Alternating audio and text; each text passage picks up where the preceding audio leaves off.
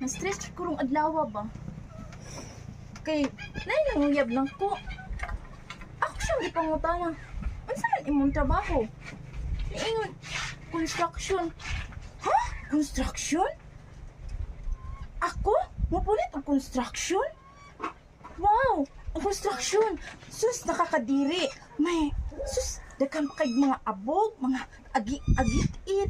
Sus ko, ang gusto na ko, seaman, pulis, abogado, ug ang labaw pa, gwapo. Sus, construction. Maka-stress. Construction. Sus, daghan kay bullying. Sus, daghan kay mga abog.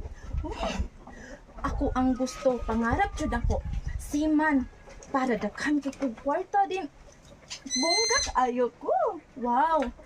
Sus, construction.